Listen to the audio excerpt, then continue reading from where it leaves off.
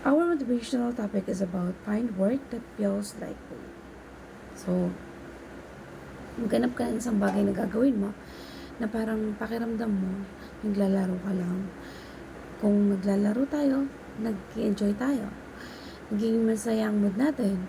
Hindi natin namamalayan na yung oras, umaandar, at napakabilis. Minsan naabot tayo ng gabi, hindi natin namamalayan, sobrang enjoy natin sa ginagawa natin. Kaya, find work that feels like a play na magiging magaan sa'yo. Find work na yun na yung nag-enjoy ka kahit na napaka-challenging ng ginagawa mo, napakahirap, at sobrang hihirapan ka, pero dahil sobrang demand sa trabaho, pero kailangan mag-i-enjoy ka sa mga ginagawa mo. Kung ginagawa mo yung mga bagay na may rason kung bakit buhay pa tayo sa mundo, at walang posible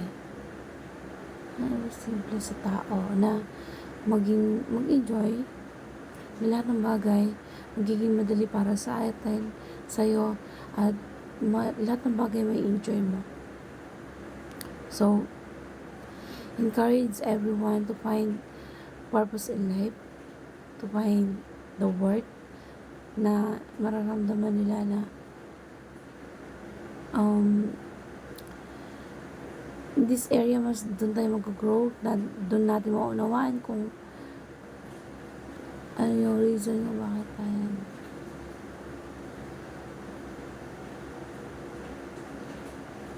na yung ginagawa natin mas marami tayong magagawa, kasi marami sa atin minsan happy-go-lucky, pero minsan kung makita natin yung rason kung bakit tayo ay nabubuhay, kung bakit tayo may naghihirap sa paraan na gusto natin, at yung time natin nakakonsume, pero nagkakaroon tayo ng ideas kung papaano yung mga bagay maging mas madali, hindi natin panghihinayangan na gamitin para sa isang bagay na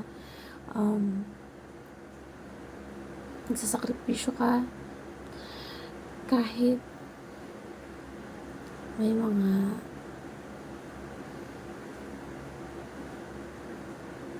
invite tayo na yung nag-enjoy tayo sa ginagawa natin. We fulfilled. Kahit pagod tayo, kahit minsan gutom na tayo, when we play, parang hindi napipilang natin yung satisfaction. So, napaka-importante na makita natin yung rason kung bakit meron tayong kakayanan na ibinigay sa atin ng Diyos na para gawin natin yung mga bagay na bakit tayo nabuhay sa mundo, bakit we keep on doing things na ginagawa natin sa ngayon, at nag-i-enjoy tayo kahit mahirap, na kahit minsan hindi tayo komportable, nagsasuffer tayo, nagsasakripisyo ng effort at oras para lang sa goal natin, na minsan marami tayong sinasacrifice dahil